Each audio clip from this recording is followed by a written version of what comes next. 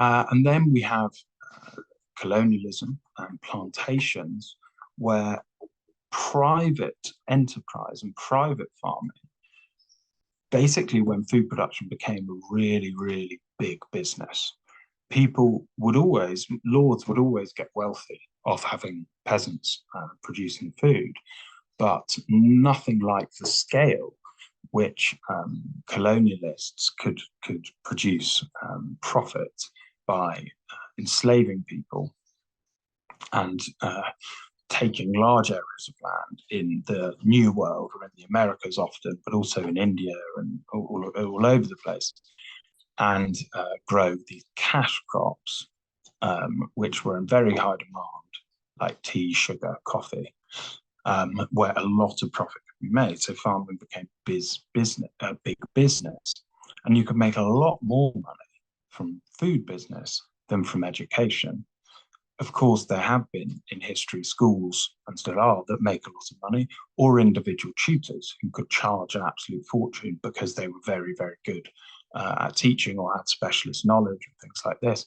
But it's much more common that you find people or businesses with millions and millions and millions of pounds made from selling food products than from selling education. So that could be an important reason why governments do not control food production, because there's a lot of money for individuals to make in food. Okay.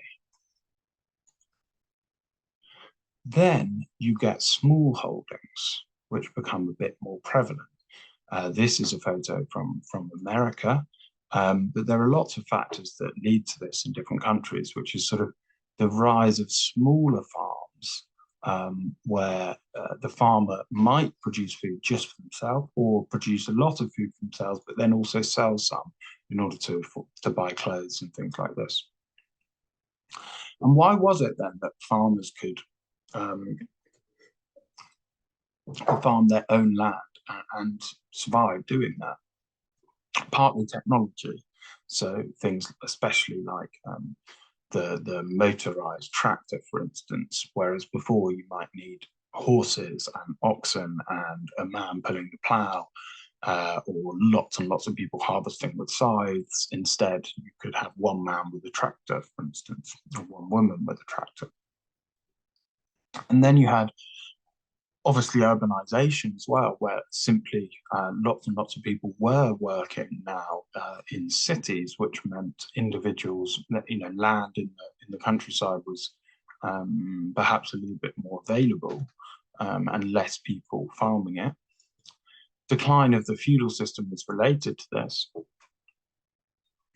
But essentially, technology is important here. A small group of people can produce enough food to sell to the market.